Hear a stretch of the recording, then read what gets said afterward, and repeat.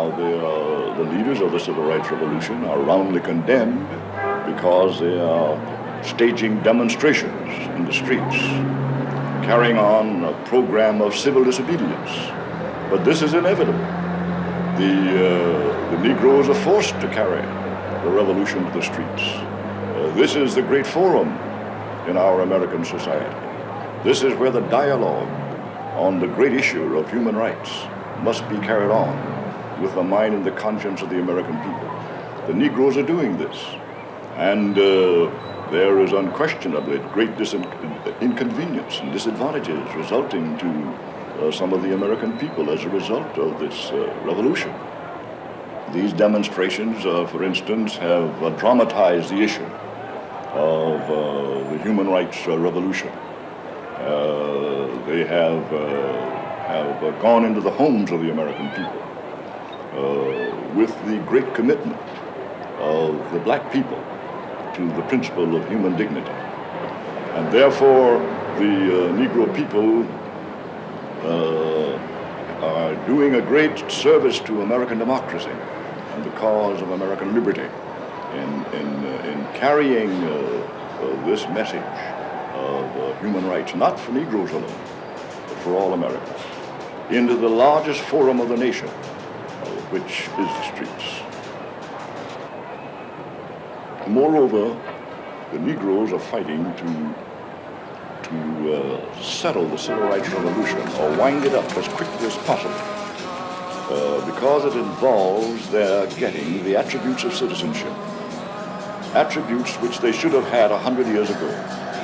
They can't afford to wait long because this technological revolution is upon us. And we will not be able to utilize this technological revolution unless we are free citizens and have access to the institutions and the tools of American democracy that all other citizens possess. And moreover, the Negroes also face a growing social revolution, concerned with the distribution of wealth. The revolution of civil rights will not create new jobs. The civil rights revolution will eliminate discrimination in the distribution of jobs, but it will not make more employment.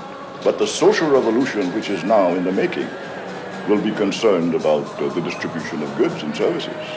And this is a revolution which is vital to the Negro and the American workers. For that reason, the Negro community and the labor community must form a stronger and stronger alliance, because upon their shoulders will rest the responsibility of creating and driving forward the social revolution which now faces this country. There must be fair employment which will provide that no worker shall be denied the right to a job, or the right to be upgraded on a job, or the right to participate in an apprenticeship training course because of race or color. This must be eliminated. There cannot be an effective war on poverty until there is also an effective war on racially discriminatory policies in relation to a people because of color. Then, in addition to fair employment, there must be full employment, because unless there are jobs, even though one may be entitled to work, why, he cannot get the job. Now, today in America, there are some 4.5 million people unemployed.